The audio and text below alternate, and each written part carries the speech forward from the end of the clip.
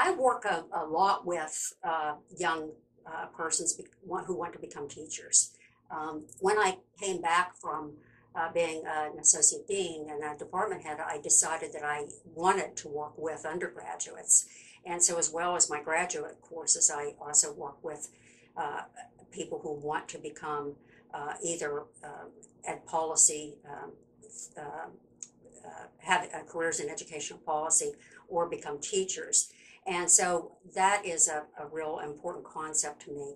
I think that one of the things I do to lend advice is ask them to talk about legal and ethical issues in their lives. And I know in schools, a lot of times people think that legal issues solve everything. But the truth of the matter is there's many times when the law either changes or is gray and doesn't answer the question, or when the law says something is okay, and there may be a moral or ethical issue involved. And this could be something like strip searching students in schools or corporal punishment.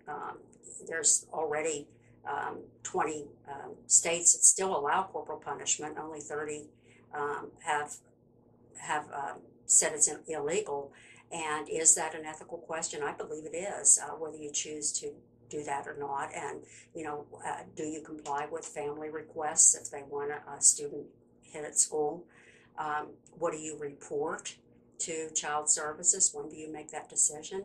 And I know the law is fairly clear, but sometimes it is a gray area that you really have to make a decision there. And so I think this is a part of all that I work with young people. The other thing is I truly believe what Jerry Starrett says, that he bases his work on Aristotle and says that what you need to do is have certain traits of ethical behavior, and that these traits can be practiced.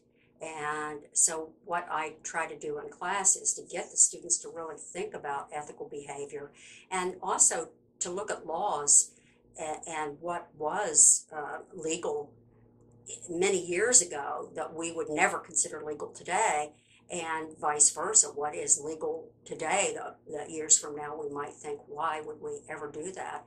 And most of these students come up with issues related to equality and equity, such as old laws would be Jim Crow laws that segregated races, women not being allowed to vote, literacy requirements for voting for minorities, many things like that. And yet, and some of the new laws are that we think are okay now, which I think are rapidly, the students think that in the future will not be good, are things like laws against gay marriage.